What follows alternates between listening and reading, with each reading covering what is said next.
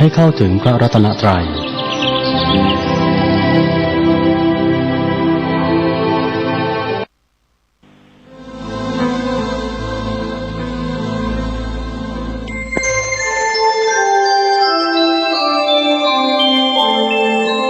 ขณะนี้ท่านกำลังฟังสถานีวิทยุกระจายเสียง FM 104.5 เมกะเฮิรตซ์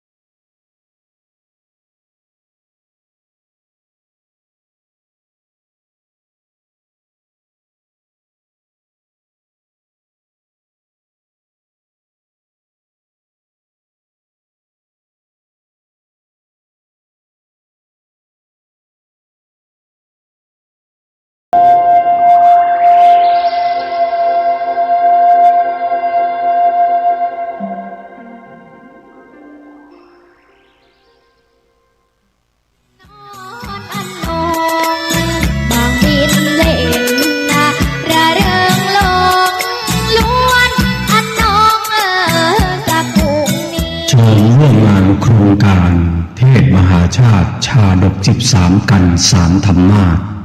เทศโดยพระอาจารย์ราชันอาริโยพร้อมคณะชุดใหญ่พบกับทศพลหิมพานต์นักแลตำนานลูกคอ9ชั้นชมความสามารถน้องผักบุ้งนักแลชื่อดังขวัญใจวัยรุ่นเด็กๆเทศณวัดสายมูลตำบลแม่กาอำเภอสัมปตองจังหวัดเชียงใหม่วันอาทิตย์ที่16 มีนาคมจัดโดยพระครูสังวรศรีราภิรักษ์เจ้าอาวาสวัดสายมูลวัฒนธรรมอำเภอสัมปตององค์การบริหารส่วนตำบลแม่กากลุ่มอาสาเลิศพันสะพานบุญศรีพลอยประดับยนต์เพื่อส่งเสริมพระพุทธศาสนาสร้างหอระฆังจัดซื้อข้าวสารอาหารแห้งให้กับผู้ยากไร้ผู้ด้อยโอกาสผู้ป่วยติดเตียงในเขตจังหวัดเชียงใหม่และจังหวัดลำพูนขอเชิญทุกหน่วยงานบริษัทห้างร้านต่างๆกลุ่มคณะต่างๆหมู่บ้านชุมชนทุกท่านทุกคนร่วมฟังเทศ13กัน3ธรรมาสน์ร่วมรับเป็นเจ้าภาพกันเทศโรงทานความสามัคคีร่วมด้วยช่วยกันอานิสงส์สูงยิ่งนักเป็นมงคลชีวิตต่อตนเองและผู้อื่นความสำเร็จก็บังเกิดขึ้นขอขอบคุณยินดีต้อนรับพี่น้องต่างจังหวัดต่างอำเภอต่างหมู่บ้านที่แจ้งมาจะเดินทางมาร่วมในงานนี้วันอาทิตย์ที่16 มีนาคมณวัดสายมูลตำบลแม่กาอำเภอสัมปตองจังหวัดเชียงใหม่เทศตั้งแต่เวลา 9 นาฬิกาถึง 17 นาฬิกาขอเชิญรับเป็นเจ้าภาพกันเทศ13กันและรับเป็นเจ้าภาพโรงทานติดต่อ081-289-8992 099-393-1966ไข่หัวแล้วได้บุญสร้างบุญแล้วได้กุศล สมาคมนักจัดรายการวิทยุกระจายเสียงนครลำปางขอเชิญทุกท่านร่วมรับฟังเทศน์สองมาโดยองค์แสดงพระธรรมเทศนาพระนักเผยแผ่จังหวัดลำปางพระอธิการเสวกปัญญาวชิโรหรือตู้ต้อมเสน่ห์กาหลงวันนี้ได้มาเตะสองธรรมะนะทุกพี่เนาะและพระดานุพลมุนิวังโสหรือตู้เก๋สาริกาแสนเสียงจากวัดห้วยแหนแจ้คง เมื่อกี้มาได้ยินเสียงทุกพี่ประเทศทำอู้เสียงเป็นม่วนในวันที่ 17 มีนาคม 2568 ณ ลานกิจกรรมมิวเซียมลำปางตั้งแต่เวลา 9 โมงเจ้าเป็นต้นไปและขอเชิญทุกท่านร่วมทอดผ้าป่าสามัคคีเพื่อสนับสนุนกิจกรรมสาธารณประโยชน์ของสมาคมนักจัดรายการวิทยุกระจายเสียงนครลำปางสนใจร่วมสมทบทุนผ้าป่าสามัคคีได้ที่บัญชีสมาคมนักจัดรายการวิทยุกระจายเสียงนครลำปางธนาคารกรุงเทพหมายเลขบัญชี658-716-1230หรือร่วมทำบุญได้ที่ดีเจทุกคลื่นในจังหวัดลำปางแล้วมาร่วมสร้างกุศลด้วยกันนะครับขอความนอบน้อมของข้าพเจ้าจงมีแด่พระรัตนตรัยเจ้าสามประการพระรัตนตรัยองค์ที่หนึ่งคือพระพุทธเจ้าพระรัตนตรัยองค์ที่สองคือพระธรรมเจ้าพระรัตนตรัยองค์ที่สามคือพระอริยสังฆเจ้าข้าพระพุทธเจ้าขอเคารพนบนอบกราบไหว้แทบใดไวสาคุณพระรัตนตรัยเจ้าถึงสามประการด้วยความเคารพสักการะเป็นอย่างยิ่ง ขอถวาย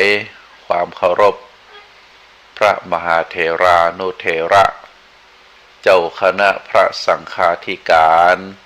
ครูบาอาจารย์ตลอดถึงพระภิกษุหนุ่มสามเณรน้อยจุตนจุองค์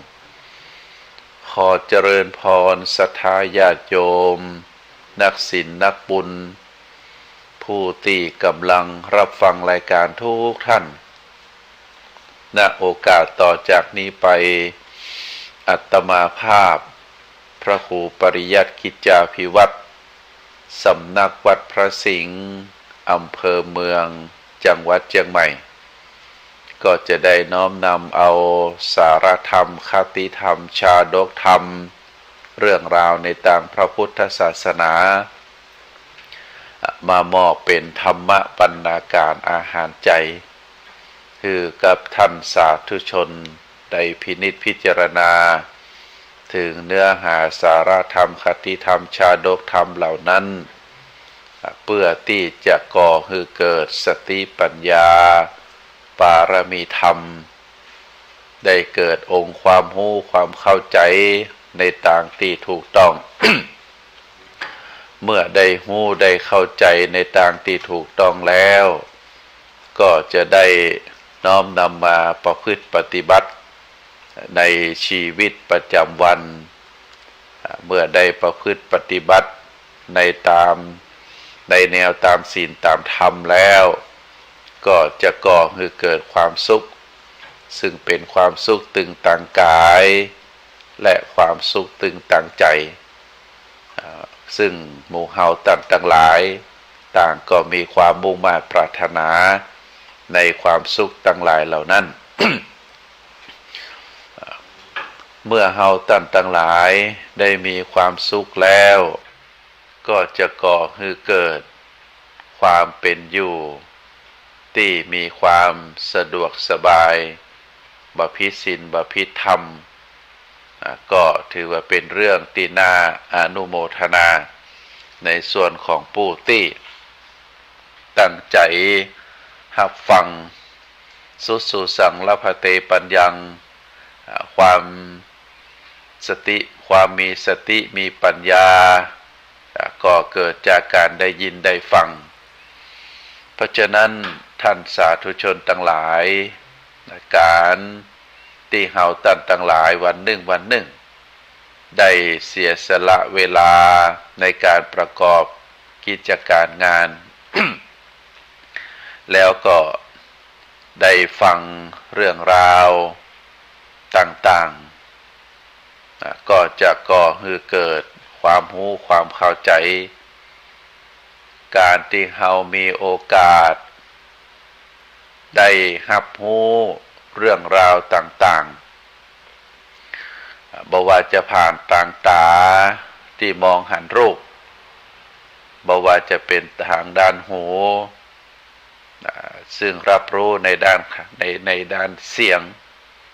รับรู้ในเรื่องราวในด้านเสียงการได้รับรู้ในส่วนของกลิ่นทางจมูกทางหูดังการได้รับรู้รสหวานรสเค็มที่สัมผัสทางด้านลิ้น หรือได้หูได้เข้าใจในเรื่องของความเย็นความหนาวความอ่อนความแข็งซึ่งสัมผัสทางด้านร่างกายตลอดถึงเรื่องราวต่างๆอารมณ์ต่างๆที่เราได้รับรู้ทางใจตึงหมดตึงมวลนี้เราจะต้องมีสติมีปัญญากำกับดูแลว่าที่เราได้รับเข้าไปนั่นบ่ว่าจะเป็นทางตาทางหูทางจมูกทางลิ้นกายหรือใจก็ดีเรามีสติมีปัญญาเป็นเครื่องกรองเมื่อได้กรองแล้วรู้แล้วว่าเป็นเรื่องดีหรือเรื่องบ่ดีเรื่องที่เป็นประโยชน์หรือเป็นโทษเราก็จะได้พิจารณาอย่างถูกต้องสิ่งใดที่เป็นคุณสิ่งใดที่เป็นประโยชน์เราก็รับเอาสิ่งทั้งหลายเหล่านั้นไปประกอบไว้ในจิตไว้ในใจไว้ในกรรมกรรมจาในด้านพฤติกรรมของเราจนเกิดความเคยชินว่าสิ่งทั้งหลายเหล่านี้มันเป็นคุณเป็นประโยชน์มีคุณมีประโยชน์ต่อเราแต่ถ้าเราได้พินิจพิจารณาแล้วสิ่งที่เราได้หันได้ฟังหรือได้รับรู้ว่าเป็นสิ่งที่เป็นโทษบ่เป็นประโยชน์เป็นสิ่งที่เป็นความประดีมางามเฮาก็ละเฮาก็ทิ้งสิ่งต่างหลายเหล่านั้นไป อันนี้เป็นเรื่องที่เฮาตั้งหลายจะต้องใจในชีวิตประจำวันเนอะศรัทธาญาติโยมซึ่งเฮาก็ได้รับสิ่งต่างหลายเหล่านั้นมาตลอดชีวิตของเฮาตั้งแต่เฮาจำความได้บางครั้งบางคราวจิตใจเฮาเผลอบัดได้ใจสติปัญญากำกับได้เผลอไปว่าเรื่องที่เป็นคุณเฮากับมองหันว่าเป็นเรื่องเป็นโทษหรือเรื่องที่เป็นโทษเฮากับมองว่ามันเป็นคุณบางเรื่องบางราวเป็นสิ่งที่เป็นประโยชน์เฮากับมองหาว่าเป็นเรื่องไร้ประโยชน์บางครั้งบางคราวเรื่องที่ไร้ประโยชน์เฮากับมองหันว่าเป็นสิ่งที่มีประโยชน์บางครั้งบางคราวสิ่งที่เป็นโทษเฮากับมองหันว่าเป็นคุณอย่างอีเป็นต้น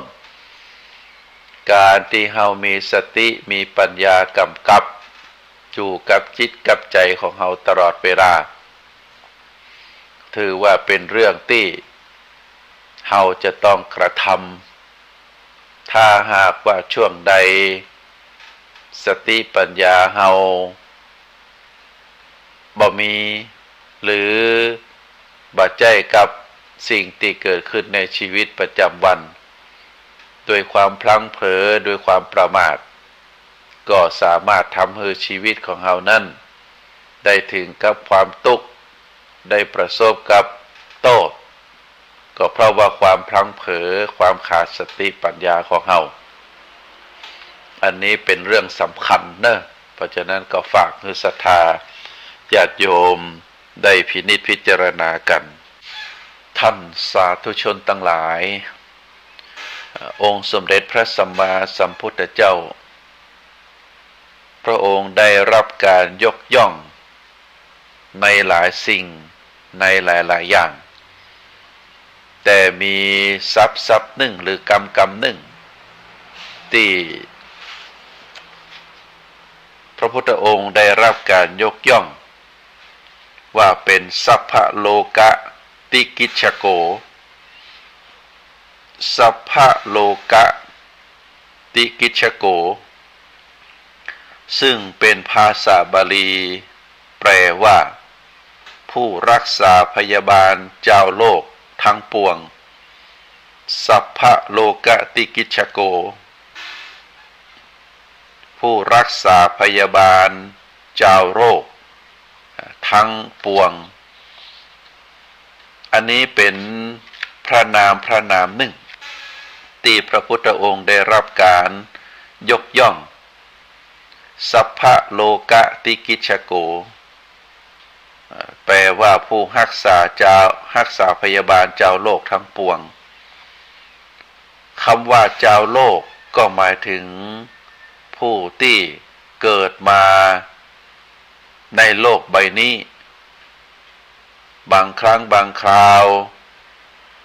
บอกว่าจะเกิดในประเทศใดในภูมิภาคใดเมื่อได้รับพระรัศมีคือพระสัทธรรมจากองค์สมเด็จพระสัมมาสัมพุทธเจ้าน้อมนำไปประพฤติปฏิบัติผู้นั้นก็จะหายจากโรคที่เกิดกับตัวเก่าบ่ว่าจะเป็นโรคทางกายหรือโรคทางใจเพราะฉะนั้นนามของพระบรมศาสดาที่ได้รับการยกย่องว่าสัพพโลกติกิจฉโกนั้นก็เป็นพระนามที่เป็นความจริงเป็นพระนามที่ถูกต้องเพราะพระพุทธองค์นั้นมีพระหฤทัยเปี่ยมล้นด้วยพระมหากรุณาคุณสมเด็จพระสัมมาสัมพุทธเจ้าทรงเป็นแพทย์ผู้รักษาโรคคือกับเจ้าโลกทั้งปวงคำว่าโรคคือโรคะในที่นี้เป็นภาษาบาลีหมายถึงสิ่งที่เสียดแทงหรือสร้างความเจ็บปวดโรคหมายถึงสิ่งที่เสียดแทงหรือสร้างความเจ็บปวดโรคนั้นมีอยู่สองประเภทที่หนึ่งเราเรียกว่ากายิกาโรคอันได้แก่โรคทางกายและก็ประการที่สองก็คือเจตสิกโรคทางจิตใจพระพุทธเจ้าทรงเป็นแพทย์ผู้รักษาโรคทางด้านจิตใจอันมีสมุฏฐานมาจากกิเลสตัณหากระบวนการในการรักษาโรคพระพุทธองค์ได้ใจรักอริยสัจสี่ก็คือทุกข์สมุทัยนิโรธมรรคอริยสัจสี่ก็คือความจริงอันประเสริฐเป็นหลักธรรมที่พระพุทธองค์ได้ตรัสไว้ในปฐมเทศนาก็คือธรรมจักรปวัตตนสูตรในวันอาสาฬหบูชาหลังจากที่พระพุทธองค์ได้ตรัสรู้อนุตตรสัมมาสัมโพธิญาณคือได้สำเร็จความเป็นพระพุทธเจ้าแล้วภาระอันหนึ่งที่พระพุทธองค์ได้ทรงกระทำคือปรากฏคือเจ้าโลกได้หู้ได้หันโดยพระฤทัยที่เปี่ยมไปด้วยพระมหากรุณาธิคุณก็คือการทรงแสดงธรรมพระธรรมเทศนากันแรกที่พระพุทธองค์ได้ทรงแสดงก็คือธรรมจักรปวัตตนสูตรหลักใหญ่ใจความในธรรมจักรปวัตตนสูตรก็มีอยู่หลายสิ่งหลายประการ ในประการหนึ่งถือว่าเป็นหลักธรรมที่ยิ่งใหญ่เราเรียกว่าเป็นอริยสัจสี่อริยสัจก็คือความจริงอันประเสริฐมีอยู่สี่ประการอันได้แก่ทุกข์สมุทัยนิโรธมรรคหลักถึงสี่ข้อสี่ประการนี้ถือว่าเป็นกระบวนการรักษาโลกตั้งใจที่พระพุทธองค์ได้ทรงใจกับเราสรรพสัตว์ความหมายอันประการที่หนึ่งก็คือทุกข์ก็คือความบัดสบายกายความบัดสบายใจเปรียบเหมือนกับเป็นโรคก็คือสิ่งที่เสียดแทงหรือสร้างความเจ็บปวด เพราะฉะนั้นทุกข์ก็คือความบัดสบายกายบัดสบายใจเป็นสิ่งที่เสียดแทงสร้างความเจ็บปวดคือกับบรรดามนุษย์ทั้งหลายเพราะฉะนั้นคำว่าทุกข์นี้ก็คือโรคสมุทัยก็คือสมุฏฐานของโรคคำว่าสมุฏฐานก็คือสาเหตุของความเป็นโรคเกิดโรคนั้นๆเวลาเราไปพบหมอตามโรงพยาบาลหมอเปิ้นได้ห้ำได้เฮียนมาเปิ้นก็จะสอบถามคนไข้เพราะฉะนั้นการสมุฏฐานของโรคของคุณหมอก็เกิดมาจากการได้รับฟังบอกกล่าว จากเจ้าของไข้จากคนไข้คนที่เป็นไข้ถ้าหากว่าคนที่เป็นไข้คนบ่สบายได้กล่าวความจริงได้บอกความจริงคือกับคุณหมอเปิดก็สามารถที่จะวินิจฉัยสมุฏฐานของโรคได้แต่ถ้าหากว่าคนเจ็บคนป่วยคนไข้กล่าวคำที่บ่เป็นจริงกล่าวคำที่บ่ถูกต้องบอกเรื่องบ่จริงคือกับคุณหมอท่านนั้นก็สมุฏฐานหรือวินิจฉัยโรคผิดได้อันนี้เป็นเรื่องสำคัญเพราะฉะนั้นสมุทัยก็คือสมุฏฐานของโรคอันได้แก่ต้นเหตุของการเกิดโรคการเกิดความทุกข์ประการที่สามก็คือนิโรธก็คือความหายจากโรคนิโรธะแปลว่าการดับหรือความหมดไปการหายจากโรคจากความเจ็บจากความป่วยแล้วก็ประการที่สี่มรรคตัวนี้ก็คือยารักษาโรคหมายถึงยาที่ใจสำหรับรักษาโรคเพราะฉะนั้นยาที่พระพุทธองค์ใจรักษาโรคแก่เหล่าพุทธบริษัทก็คือธรรมะซึ่งเราเรียกว่าเป็นธรรมโอสถปุถุชนคนยังมีกิเลสหนาเป็นคนไข้ของพระพุทธเจ้าเป็นผู้ที่ได้รับการบำบัดรักษาคือหายขาดจากโรคเมื่อบุคคลนั้นได้รับการบำบัดรักษาจนหายจากโรคของพระพุทธเจ้าแล้วก็จะเรียกผู้นั้นผู้ที่หายจากโรคนั้นว่าเป็นพระอรหันต์ผู้สิ้นกิเลสเพราะฉะนั้นพระอรหันต์คือผู้สิ้นกิเลสผู้หมดทุกข์เป็นแนวทางการรักษาของพระพุทธเจ้าเพราะฉะนั้นเราจะหันว่าพระพุทธองค์ที่ได้รับการยกย่องว่าเป็นสัพพะโลกติกิจฉโกผู้รักษาพยาบาลเจ้าโลกทั้งปวงนั้นพระพุทธองค์ได้ใจรักอริยสัจสี่ในการรักษาโรคเพราะ ระพุทธองค์ได้ตรัสภาษิตว่าทเวเมภิกขเวโลคาซึ่งแปลความว่าภิกษุทั้งหลายโรคมีอยู่สองอย่างก็คือโรคทางกายกับโรคทางจิตสัตว์ทั้งหลายปฏิญญาณความบ่มีโรคทางกายตลอดปีหนึ่งที่ปรากฏผู้ปฏิญญาณว่าบ่มีโรคตลอด2 ปี3 ปีบางทีบางครั้งก็จะมีปรากฏฮือใดหันภิกษุทั้งหลายเหล่านั้นก็ปฏิญญาณว่ามีโรคทางจิตแม้คู่หนึ่งก็หาได้ยากในโลกใบนี้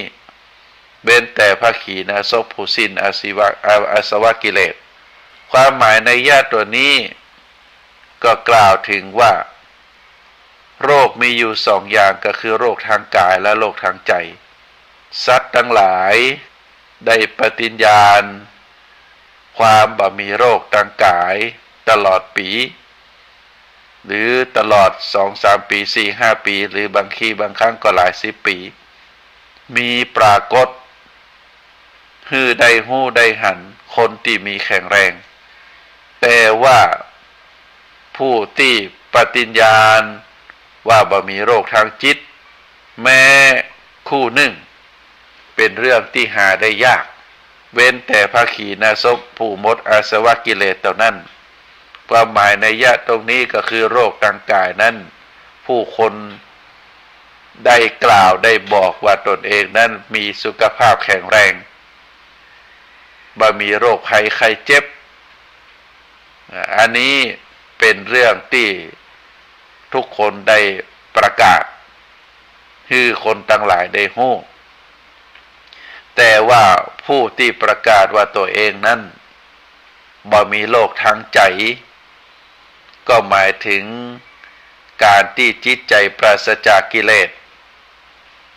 พระพุทธองค์บอกว่าผู้ที่ประกาศว่าตนเองนั้นบ่มีโรคทางใจนั้นเป็นสิ่งที่หาได้ยากเป็นเรื่องที่หาได้ยากเพราะผู้ที่จะประกาศว่าตัวเองนั้นโรคทางใจบ่มีปุถุชนคนธรรมดาบ่สามารถที่จะประกาศได้ผู้ที่ประกาศก็คือพระขีณาสพผู้สิ้นอาสวะกิเลสเท่านั้นอันนี้เป็นสิ่งที่พระพุทธองค์ได้ตรัสกับเราพระภิกษุทั้งหลายคือได้ฮู้ได้เข้าใจสิ่งที่เฮาทั้งหลายควรจะพิจารณาต่อไปก็คือโรคทางกายโรคทางกายนั้นเป็นสิ่งที่หลีกเลี่ยงได้ยากเพราะความเจ็บไข้เป็นเรื่องธรรมดาของชีวิตเฮาได้ประสบได้ประจักษ์ในช่วงที่เกิดโรคโควิด-19 ที่ผ่านมา 2-3 ปีเฮาจะเห็นว่าผู้คนได้ล้มหายตายจากกันไปเป็นจำนวนหลายล้านแล้วก็ได้เจ็บไข้ได้ป่วยมาจนถึงปัจจุบันนั้นก็มีเป็นจำนวนนักเป็นสิ่งที่หลีกเลี่ยงได้ยากเพราะความเจ็บไข้ได้ป่วยนั้นเป็นเรื่องธรรมดาของชีวิตพระพุทธองค์ได้สอนคือเฮาในฐานะที่เป็นพุทธศาสนิกชนได้พิจารณาอย่างต่อเนื่องอย่างสม่ำเสมอว่าพยาธิธัมโมหิเฮามีความเจ็บไข้เป็นธรรมดาพยาธิอนาติโตเฮาล่วงพ้นความเจ็บไข้ได้ป่วย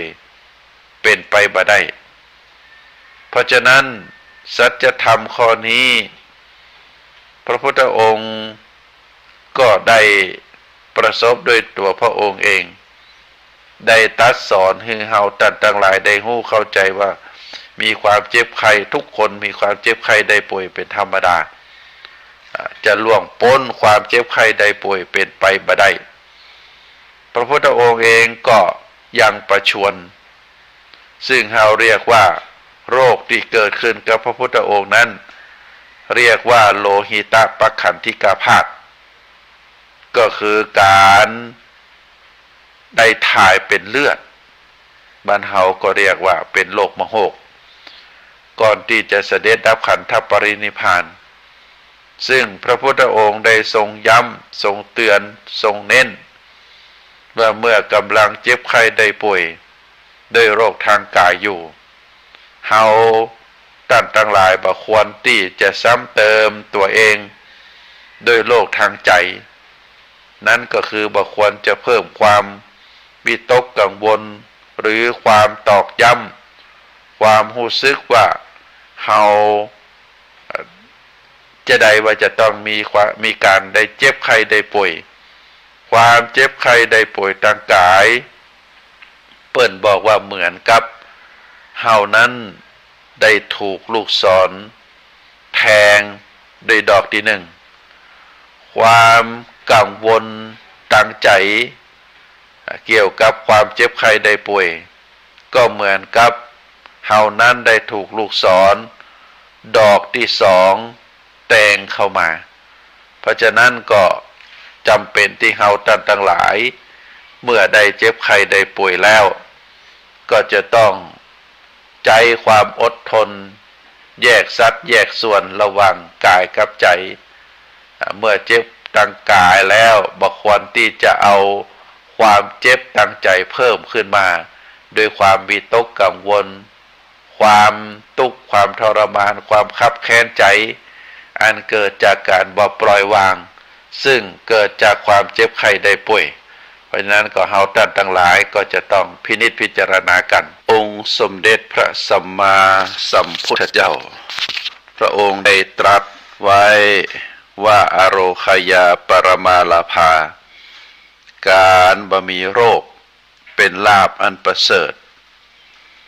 ความหมายในยะตรงนี้เฮาก็จะสังเกตหันได้ว่าในตัวของเฮานั้นมีความจริงอยู่อย่างหนึ่งที่เฮาจะต้องมองหือหันพิจารณาด้วยปัญญาตามสภาพความเป็นจริงพิจารณาโดยปัญญาที่เป็นสัมมาทิฏฐินั่นก็คือความเจ็บป่วยซึ่งจัดว่าเป็นทุกข์อย่างหนึ่งเวลาเฮาเจ็บป่วยโดยเหตุใดๆบ่ว่าจะเป็นอุบัติเหตุบ่ว่าจะเป็นการเจ็บต้องปวดฟันทุกสิ่งทุกอย่างที่เกิดกับตัวเฮา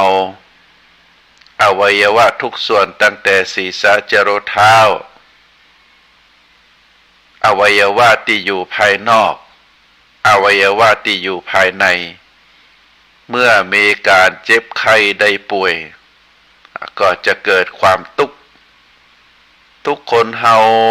เกิดมานั้นจะหนีความเจ็บไข้ได้ป่วยไปบ่ได้ซึ่งก็เรียกว่าเป็นวัฏจักรของชีวิตที่เฮาได้ได้จากกันว่าเกิดแก่เจ็บตายทุกชีวิตนั้นจะต้องประสบจะต้องพบการเกิดเมื่อเฮาเกิดขึ้นมาในโลกใบนี้เป็นมนุษย์คนหนึ่งแล้วก็ตั้งแต่วันแรกก็จะมีการเจริญเติบโตที่จริงก็คือการเปลี่ยนแปลงเฮาเรียกว่าเป็นความแก่แล้วก็ความเจ็บไข้ได้ป่วยนะแล้วก็ถึงแก่ความตายเป็นวัฏจักรของชีวิตนะเจ็บการเจ็บนั้นการเจ็บป่วยนั้นด้วยโรคภัยต่างๆบ่ว่าจะเป็นโรคภายนอกภายในเฮาก็เจ็บป่วยมาโดยตลอดบางคนก็เจ็บไข้ได้ป่วยบ่อยบางคนก็เมินเตื้อบางคนก็ 4-5 ปีเตื้อก็ถือว่าเป็นความเจ็บนะเจ็บป่วยเช่นเดียวกันส่วนความแก่นั้นก็แก่มาโดยตลอดตั้งแต่เฮาเกิดวันแรกมาบางทีช่วงที่เฮา เกิดมาจนถึงอายุ25 ปีบางทีเขาก็เรียกว่าการเจริญเติบโตจริงๆการเจริญเติบโตนั้นก็คือความแก่เป็นการเปลี่ยนแปลงจากละอ่อนสู่วัยเด็กจากวัยเด็กก็สู่ความเป็นวัยรุ่นจากวัยรุ่นก็เป็นเยาวชนอันนี้เป็นความเราเรียกว่าเป็นความแก่แล้วก็ในช่วงการเกิดมาจนถึงการแก่นั้นก็จะมีความเจ็บอยู่สลับไปสลับมาส่วนความตายเฮาก็มักจะเข้าใจว่าความตายนั้นจะเกิดขึ้นกับทุกคนเมื่อเข้าสู่วัยชราแต่ความเป็นจริงแล้วความตายนั้นเกิดขึ้นกับทุกคนทุกเวลาได้บัเลือกสถานที่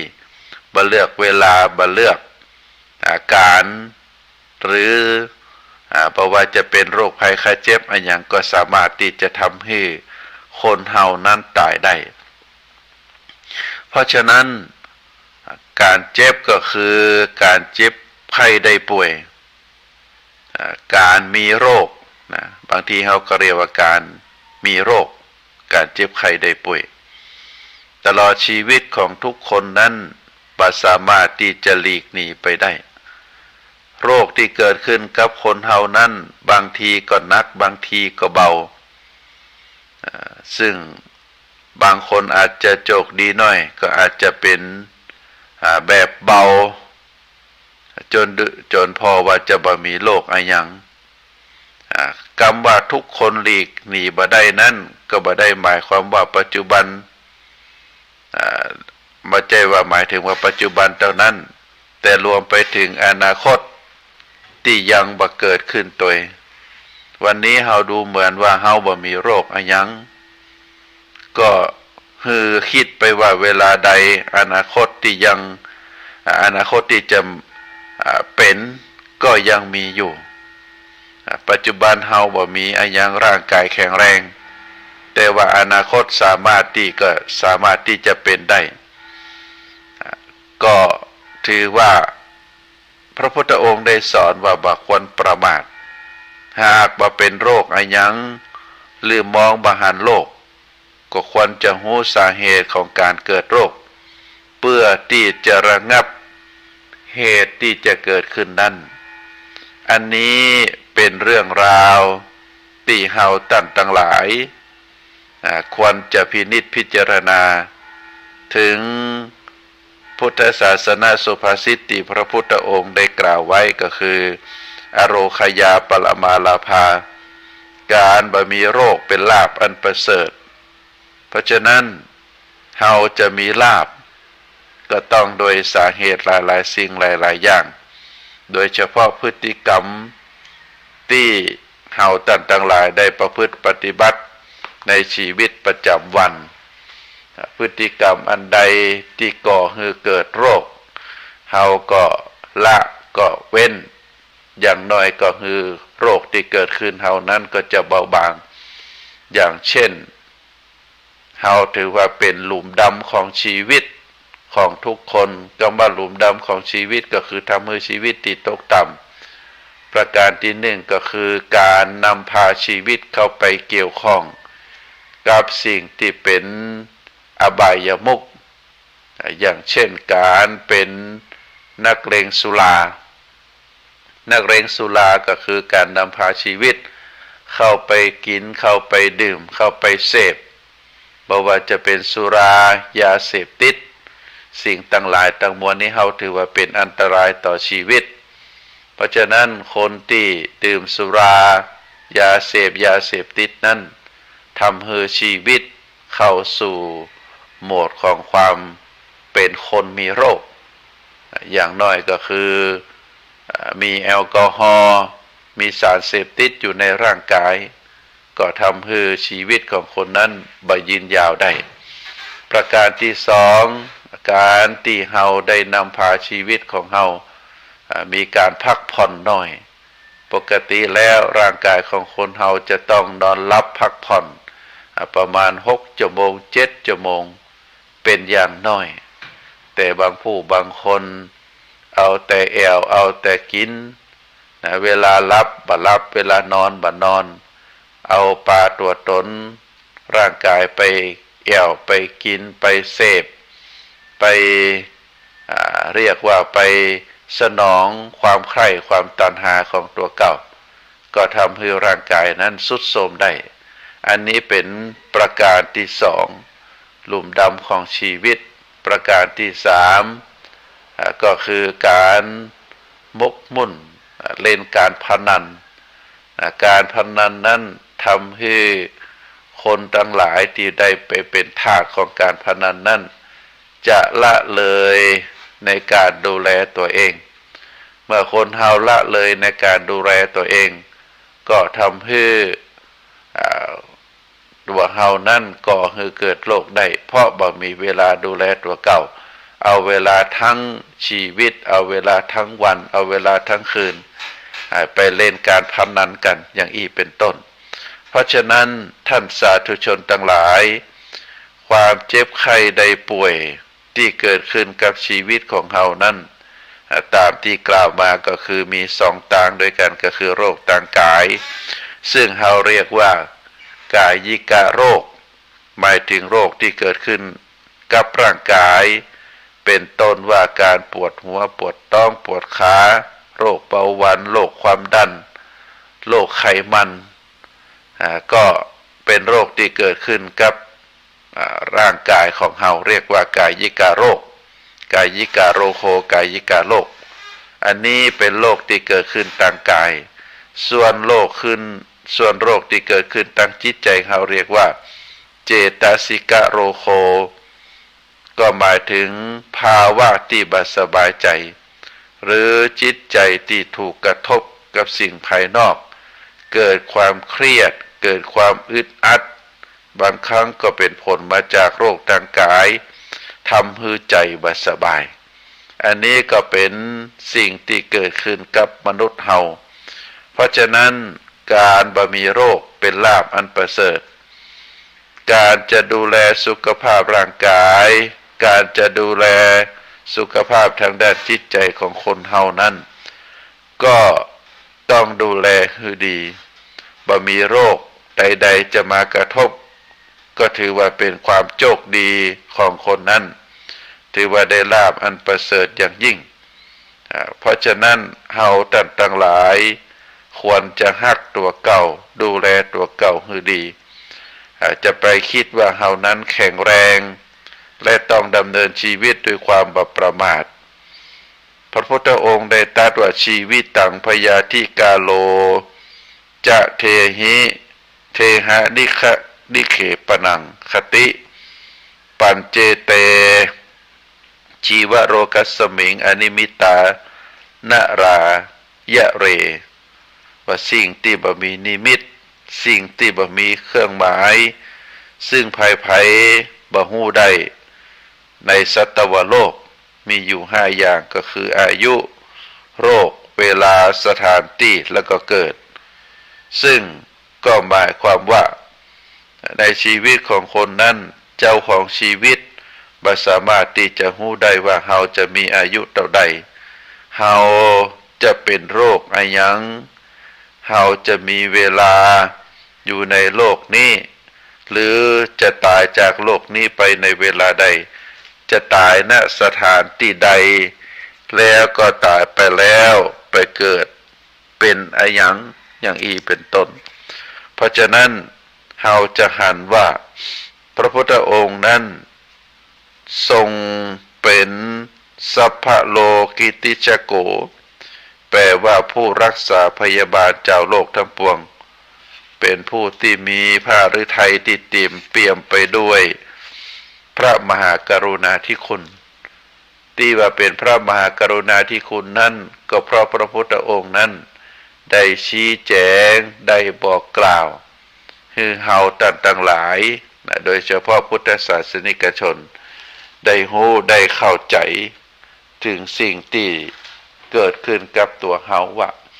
เฮาท่านทั้งหลายนั่นต้องระมัดระวัง จะต้องบ่ประมาทต้องป้องกันโรคที่จะเกิดขึ้นกับตัวเฮา บ่ว่าจะเป็นโรคทางกายบ่ว่าจะเป็นโรคทางใจโรคทางกายเกิดขึ้นก็เพราะว่าเรียกว่าเกิดขึ้นเพราะอาหารเกิดขึ้นเพราะอากาศนะอาหารก็คือสิ่งที่เรานำเข้าไปสู่ร่างกายถ้าหากว่าร่างกายอาหารที่เรารับประทานเข้าไปนั้นเป็นอาหารสุกๆดิบๆเป็นอาหารที่มีสารปนเปื้อนสารพิษปนเปื้อนเมื่อเราทานเข้าเกิดการเจ็บไข้ได้ป่วยได้เราก็จะต้องระมัดระวังในการรับประทานอาหารทุกมื้อเราจะต้องทานสิ่งที่เป็นประโยชน์ตามที่เราได้เรียนมาเป็นสุขบัญญัติเป็นสิ่งที่ต้องระมัดระวังส่วนโรคทางใจนะโรคที่เกิดขึ้นทางใจเกิดขึ้นเพราะกิเลสนะเกิดขึ้นเพราะกิเลสก็คือความโลภความโกรธความหลงความอิจฉาตาห้อนความพยาบาทความอาฆาตนะความที่ทำให้จิตใจเรายึดมั่นถือมั่นบ่ปล่อยวางเมื่อยึดมั่นถือมั่นอันนั้นก็ของเราอันนี้ก็ของเราก็ทำให้บุคคลคนนั้นได้มีความคับแค้นใจอึดอัดใจทำให้จิตใจบ่ปลอดโปร่งก็ดูกิเลสความโลภความโกรธความหลงความอิจฉาริษยาความอาฆาตพยาบาทครอบงำก็ทำให้จิตใจของบุคคลนั้นเต็มเปี่ยมไปด้วยความอยากเป็นเต็มไปด้วยความโกรธเต็มเปี่ยมไปด้วยความ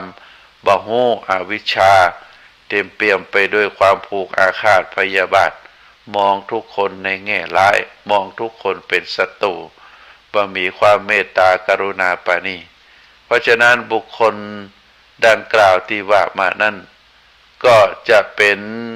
สาเหตุหนึ่งที่ทำให้คนเฮานั้นได้เจ็บไข้ได้ป่วยเฮาต่างหลายเมื่อฮู้เมื่อเข้าใจเมื่อได้สดับรับฟังพระธรรมเทศนาขององค์สมเด็จพระสัมมาสัมพุทธเจ้า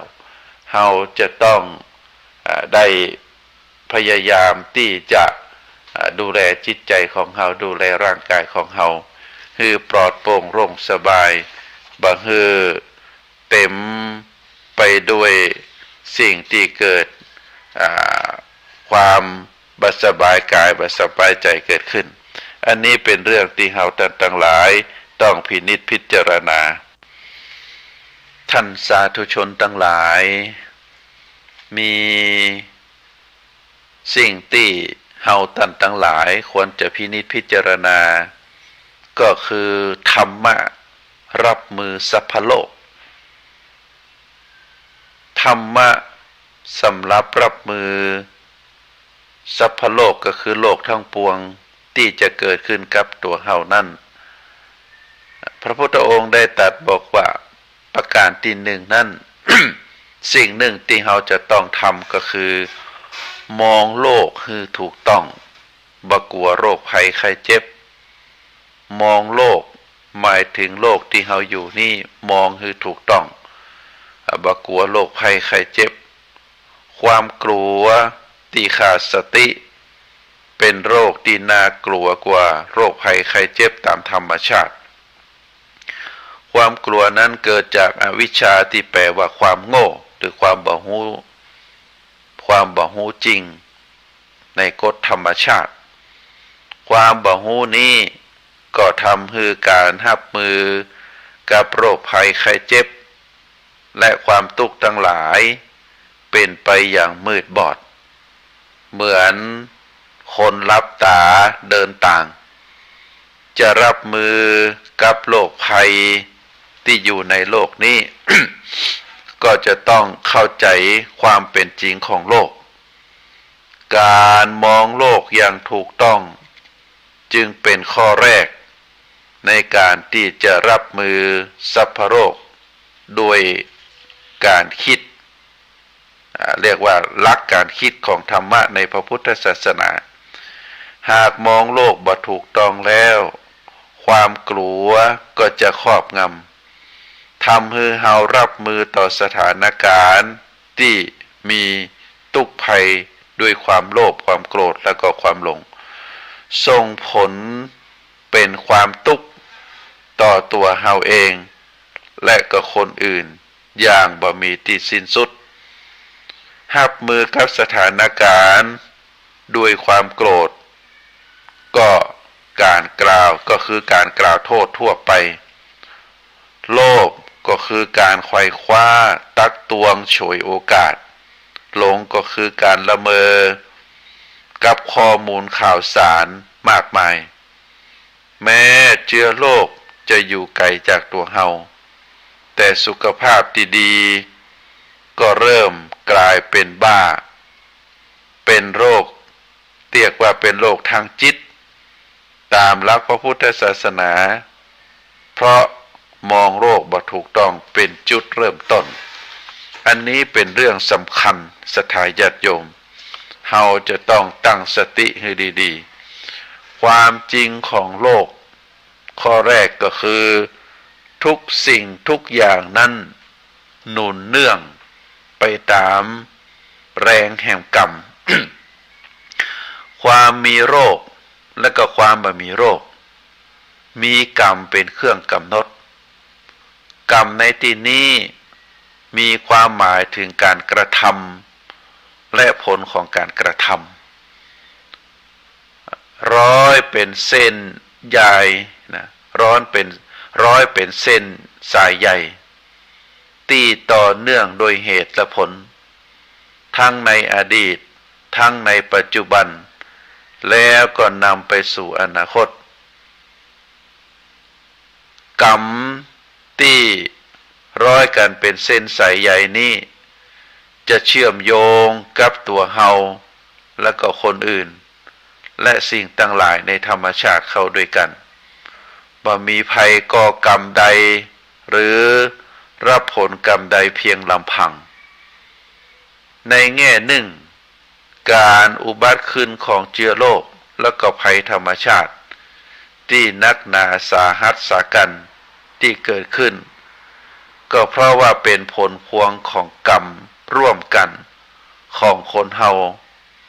ในเผ่าพันธุ์มนุษย์ซึ่งเบียดเบียนบั่นทอนธรรมชาติที่เคยอุดมสมบูรณ์ก็โดยการล้างผลาญตัดรอนแล้วก็ทำให้สุดโทรมลงจนโลกทั้งใบนี้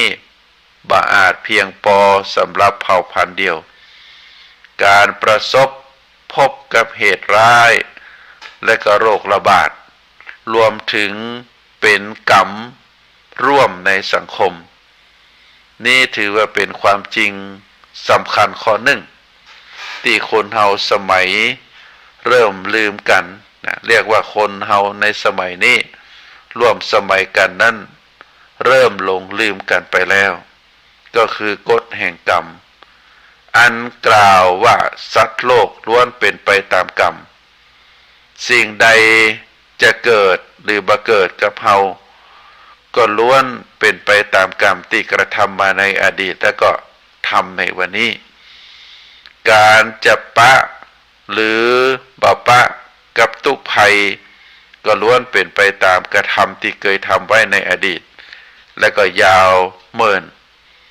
เฮาเคยเบียดเบียนบั่นทอนสิ่งใดมาก่อนวันหนึ่งเฮาก็จะต้องปะจะต้องพบกับเชื้อโรคหรือผู้คนที่มาเบียดเบียนบั่นทอนตึงกายตึงใจของเฮาก็จะปะเฮาก็จะพบกับสิ่งที่จะต้องเจอจะต้องหันจะต้องประสบเป็นในสิ่งที่เลี่ยงบ่ได้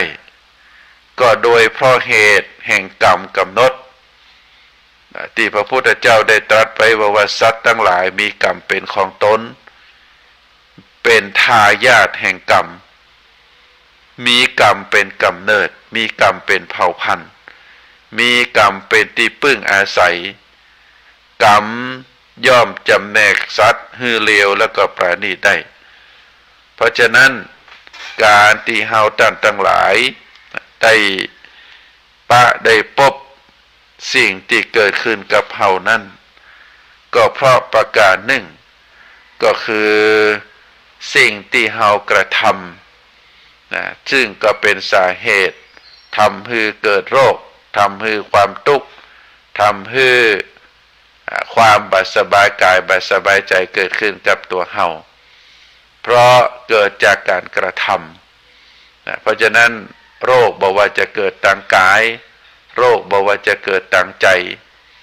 สิ่งหนึ่งที่เป็นสาเหตุก็เพราะว่าเกิดจากการกระทำของเฮาเป็นสาเหตุบ่ว่าจะทำในอดีตบ่ทำในปัจจุบันแล้วก็เนื่องจากว่ามนุษย์เฮาทุกคนนั้นเป็นเผ่าพันธุ์ที่อยู่ในโลกแล้วก็เป็นสิ่งหนึ่งถือว่าเป็นธรรมชาติอยู่กับโลกนี้แล้วธรรมชาติทั้งหลายบ่ว่าจะเป็นน้ำเป็นอากาศเป็นต้นไม้ก็เป็นสิ่งที่เกี่ยวเนื่องกันมนุษย์เฮาถ้าหากว่าบ่ว่าทุกคนทุกกลุ่มทุกชาติทุกภาษาได้ทำเรียกว่าเป็นทางการทำร้ายหรือเป็นการทำลายธรรมชาติบ่ว่าจะเป็นน้ำบ่ว่าจะเป็นต้นไม้บ่ว่าจะเป็นอากาศบ่ว่าจะเป็นสรรพสิ่งเมื่อเฮาได้ทำลายไปก็จะก่อให้เกิดผลกระทบต่อเนื่องกันกับมวลชีวิตของทุกคนเพราะฉะนั้นก็เป็นสาเหตุหนึ่งที่ทำให้เกิดโรคภัยไข้เจ็บอันเกิดมาจากธรรมชาติอันเกิดมาจากสิ่งแวดล้อมอันเกิดมาจากการกระทำของมนุษย์ที่ได้กระทำต่อธรรมชาติอันนี้เป็นสิ่งที่เฮาจะต้องเข้าใจเพราะฉะนั้นก็ฝากศรัทธาญาติโยมได้พินิจพิจารณากันเวลาหมดเวลาอาตมาภาพขอนำรายการจากท่านสาธุชนไปก่อนไว้โอกาสหน้าเฮาก็จะได้ปิกมามาพบกันแฮมในท้ายสุดแห่งรายการนี้ก็ขออ้างเอาคุณพระศรีรัตนตรัยคุณพระพุทธคุณพระธรรมคุณพระสงฆ์คุณปิตามารดาคุณครูบาอาจารย์คุณศีลคุณธรรมที่ท่านสาธุชนได้กระทำบำเพ็ญมาโดยตลอดก็ขอได้ปกป้องรักษาทุกคนให้มีความสุขกายสุขใจเน้อขอเจริญพร